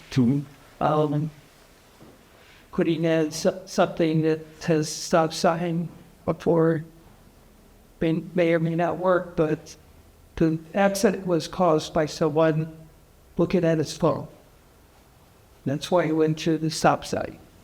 And it's not going to help to pass some lights, trying to get his attention. I think having bumps, that would be pretty effective at stopping it, I think. I'm opposed to narrowing the street. We should have 4 kids, 11 grandkids, all within 30 minutes, and we have them all at our place. We need a place to park a lot of those cars. So that's one reason that we picked Pembroke, because you do have that parking space. Yeah, therein lies part of the dilemma Close. that we're tasked with trying to resolve. It's unacceptable. Last question. Speed bumps. What's the standard for the place of speed bumps? Like how far apart are they typically? Generally between 300 and 500 feet between each speed hump on the 300-foot spacing range. you're looking at expected speeds of 25 plus or minus 3 miles per hour. And then on the 500-foot spacing range, you're looking at 30 miles an hour plus or minus 3 or 4 miles per hour. And so I think I heard you say that that's probably not an option because of the $5,000 price tag on it, or is it? So that's one of the things we look at in phase 2, the traffic management process, which, as we've gone over, the volume on Pembroke with the current community action request does not meet those volume warrants to go into phase 2 of the traffic management process. I'm not sure I understood what you're saying. Maybe I. So, phase 2 of the traffic management process is where we basically get the neighborhood together and look at the more expensive treatments, right? Like speed humps, narrowing the street is even way far above the cost we usually look at for this. Traffic circles, stuff like that. And the current community action request we have on Pembroke doesn't meet the volume requirements to go into that phase of the traffic management process. And also would currently not meet the speed requirement because of what we're seeing from the speed display board. So that's got the 85th percentile at 24 miles an hour, which says 85% of the cars are going 24 miles or less in at least where that speed board is. Didn't you say in the study that the 85th percentile was 32? So that was before installing that speed board. Yeah. And again, nobody's suggesting that there aren't cars speeding. There are cars speeding. We have the data that shows that there are cars speeding. We're trying to convey that, obviously the difficult position that staff and elected officials are in trying to prioritize the limited staff capacity and financial resources that the city has to address these sorts of things. We all perfectly understand and recognize, because we would probably feel the same way that you all do if we resided in or on Pembroke Drive. So we can understand why there's frustration here, without a doubt.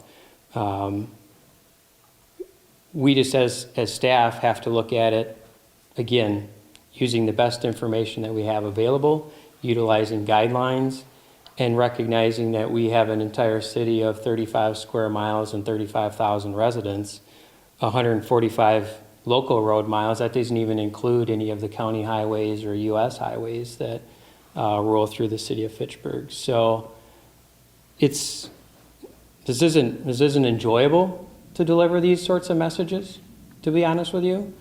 We've been trying to obviously work with the neighborhood and listen to the best extent possible. We've done multiple traffic studies to collect data.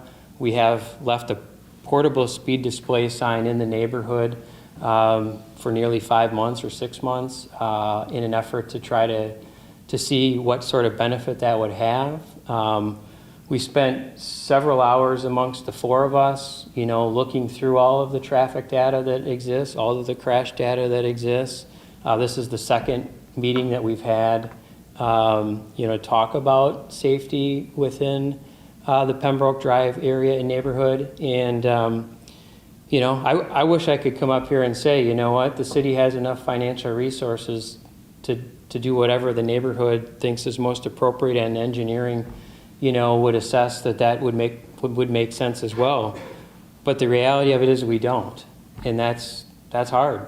We've got to prioritize every single day, where the city's, basically the resources that you all provide us through your property taxes, where they go. And, we also recognize that property taxes aren't cheap in Dane County and in the city. So there's, I understand Yeah. totally what you say. But from a priority standpoint, I mentioned earlier, there's just a gazillion kids on our street now, totally different than when we first voted. If a child were killed, would that push this up on the priority list any, or would it still be the same situation where we are we don't have the funds, we can't do this. I know this sounds like maybe a really badgering question, but the bottom line is there are more children on our street. It's very evident. I mentioned the 5 girls that went tearing down the hill the other day, just having fun. That's all they were doing. Something's going to happen. So if that happened, what if that happened? Would that do anything for the priority? And if it does, perhaps, I guess I'm not understanding why this isn't really an issue. Being proactive about what's going on here rather than reactive when something happens to a child. It's not making sense to me. And I get the budget, I get the finances, but I just wonder, what is it gonna take? Who can we impact the most to make something happen with this? Because I feel like we're maybe spinning our wheels now. Is it our alderman? Is it the mayor? Who is it? How do we go about making something happen here? And I know that you have to do what you have to do. I get that, I understand that. But who do we appeal to in a greater way to make something happen? It scares me to death about these kids. I really am scared about this. I mean, I've never seen anything like it on the street before. And they're having just the greatest time, but it's only going to take once, and it's going to scare these kids to death. It's just, I don't know. Alder Gerhard, and then go ahead. To answer your question specifically, we'd obviously need to look at what are the contributing factors of any crash, right? And what is the ability for us to even engineer our way, so to speak, out of preventing those sorts of crashes? So when we need to know what's causing crashes, and for those to happen, you need the data and the information available to make an informed decision, right? And then trying to predict where crashes are most likely to happen, particularly in this stretch where, again, there's been 7 crashes between Osmondson and Richardson in a 13-year period is extremely difficult. And the final point I'll just bring up is when we talk about, being proactive, we'd all love to be proactive, right? And look at the areas where we can begin to have the most effect, particularly if resources were no issue, right? We could just go out and look and say, all right, we've got this nice available funding source where we can go out and proactively look and see where our most bang for the buck is going to go. And we can come back to this slide, and I can point at the top 2 streets that are on this particular side. I believe neither King James Way nor Williamsburg Way have sidewalks. Williamsburg Way has it on Parkway. King James has it as a one block. I'm the Alder District 1. I essentially live at the intersection of King James Way and Williamsburg Way. Right. To give you a perspective. So certainly not the entire stretch. Not the entire stretch, and we see incidents with your concern about your children. There are, and I'm not diminishing again the situation on Pembroke at all. Please don't take. But I can assure you the population is much more dense on King James Way and Williamsburg Way, and has a higher number of kids who are out playing there. So if I have a finite amount of resources, I suspect that all of us would want us as city staff to recommend those resources to the Common Council to be spent there to begin with. And that's again just trying to really demonstrate the difficult position that we're all in collectively. Alder Gerhard, go ahead. Just wanted to one. And I don't want you to feel that I'm feeling you're diminishing. That's sure. No. I get that. I understand. Yeah. That, you got to do what you got to do. So I'm asking, where can we go? How high can we go to begin to appeal even more? That's my point. Because I understand. Right. I'm not trying to be a jerk. Oh, you're being fine. I don't have any issue. You're good. You're good. Well, it's not. Real quick. But it's just, yeah. I think Alder Gerhard was going to comment on something, or do you want? Well, the one that's there now is described as temporary speed board. When the other one is installed that you're talking about, will Pembroke have two, or does the temporary one go away? I don't think anybody's in a hurry to move the temporary one. Yeah. If it's needed There's somewhere else. one from each direction. People are speaking both directions. Yeah. Be nice if they could both stay. Again, I don't think we're in a hurry to move the temporary one. I think we'll look to leave it there as long as it can stay there. They should. So, yeah. Yeah, I was just going to make a suggestion because we've had a lot of conversation about this already, and I think everyone knows, but I'm one of the representatives for your district. I'm Alder Gerhart, just as Bill Jetzer, who's the other Alder, and so I was here because I wanted to hear what you had to say. I mean, I definitely heard discussions online. I got some emails, but it's really helpful to hear your perspective and what exactly the concerns are. I think there's a couple of things that are immediately going to happen. We're going to talk about putting one of those permanent street feedback signs on the road. And that can happen very quickly because it looks like we are about to get them delivered. So we'll be in conversation with the staff about that and can make a final decision. If I can give you guys my card, and if you want to send me your email address, then I can make sure to follow up with you about what the final status of that and what that looks like is. And then the other things is I know we've had some conversation, and I know that Ross has a couple of ideas, looking at the intersection, maybe electroreflective tape on the stop sign, maybe checking the vision triangles, things like that he can take a look at and see if there's things that can improve its safety at the intersection. So that's all, that feedback was all well taken, and I think that there are certainly base agree down in that regard. And then I've heard the other things that you have to say, rumble strips and things of that nature, and I can promise you I'll continue having conversations with staff. Bill and I will serve on Transportation and Transit Committee, so we do have regular conversations about pedestrian safety, and that's definitely a priority of the Transportation and Transit Committee right now. We're talking about doing a Vision Zero resolution, which would mean trying to make it so that there are no deaths on our roads, car, pedestrian, or bike. And so obviously with that Vision Zero plan, that creates a priority in the city to try to move towards that. So I feel like this is the beginning of a conversation, not the end of the conversation. I think those couple of things that I mentioned are imminent, but I think I hope that you stay in conversation with us. Keep it coming. No worries. Yeah. And yeah, exactly. And I welcome that. So I'm worried. No. Yes. No worries. I'll be in conversation. Yeah, and I mean, Sue mentioned a couple of things that some of you may have missed, but the right of way on people's streets, like the city right of way, is a couple 10, 15 feet in. 13 to 14. 13 to 14 feet in. So encouraging people to walk on their grass rather than in the street, because they have the right to that space. It's not people's yards, it's people's public space. We can put that on our Facebook. Yeah. And that we send out emails for those that I get emails for. Just and we should get everyone's emails to see as well. I've probably got some, but some are probably obsolete that you may give me 10 years ago that you don't use anymore. And maybe there could be an internal effort on the neighborhood to do new signs, and maybe something that's new and I different. just think mixing it up catches people's attention. It might. We could see. And I know we have organizations that do things like that. So if I can suggest that that's sort of our next steps, and we'll kind of continue in conversation and see. I think some of these things take time, and I know that's super frustrating. Certainly, if there is an interest among 70% of the neighbors to look at sidewalks, we could certainly investigate that too. I think it really just depends on what the neighborhood wants, but I see this as the beginning of the conversation. So, in a meeting like this, is there some type of documentation that's put together that sort of summarizes what the meeting was about, the suggestions that were made, the potential action plan?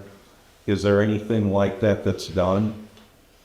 Basically, there's an accountability factor here, like we all are accountable. Is there something that's put into print that talks about that? Or So obviously we are recording the meeting that'll be on available for streaming on FACT television. And what we'll take away from this is obviously we know what the initial action plan is from the city, right?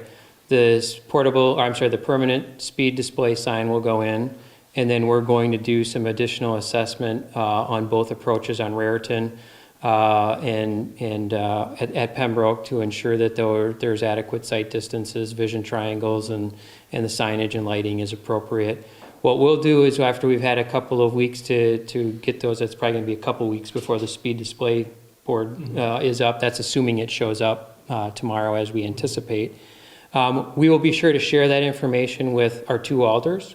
And then I would encourage folks to make sure that the alders have at least one point of contact where they can then make sure that that information can then be more widely distributed to those who are present here. That way you know what at least the outcome was of those initial action steps. And then, of course, as Ross mentioned, we'll continue to monitor the data that those signs collect. And, you know, if the sign's not having the desired effect that the existing sign is having, then maybe we need to think about something else and doing something else. And obviously, you know, again, we recognize that that's largely focused on the speeding component. You know, there's the other component that, you know, at this point in time, there's probably not a lot of action steps to immediately implement.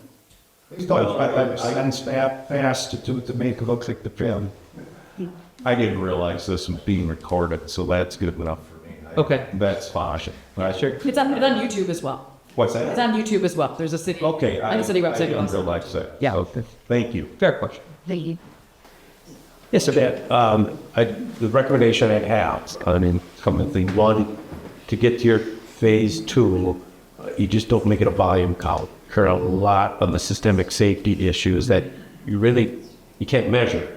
So it's going to be an engineering judgment to say we got something else here that we should really do another phase type fix.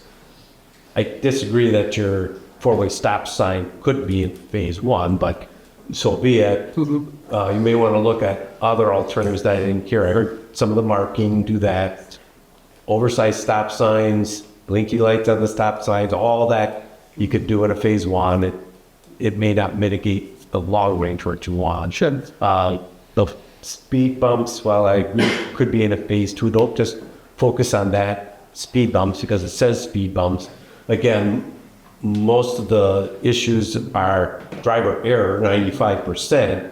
So a speed bump would cause them to drop their phone when they go over it. So it should help in that driver behavior stuff. But maybe consider, I think the gentleman there that said, I understand the cost and it's not a permanent fix, but maybe temporary rumbles would have effect in certain locations as part of your test area to say it's affecting it over speed-wise or some other, having a bunch of those around. So the next intersection you're going to look at, it may be more.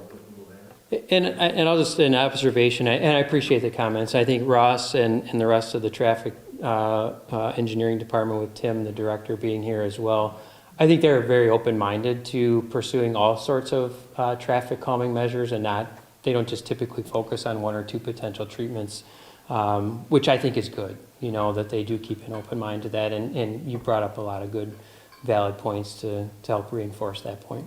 And the only recommendation I have for the holders is, again, you're looking at big budgets, you have it. If systemic safety is of importance, you can ask them to give you a proposal. How do we carve out enough to get at those? Not the robust fixes. We're always jumping to the big robust fix and turn the whole road up, but I think there's other stuff we can have. If they have it in their arsenal and in their budget, I think we could tackle that in the city and it'd be a big plus. Yeah, it is all about where we prioritize the spending, for sure.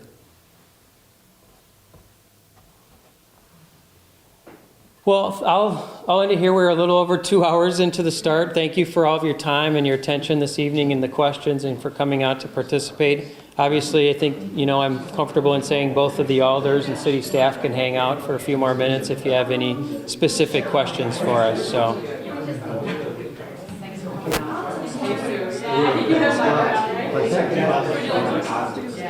So all the way, the one with all the flowers.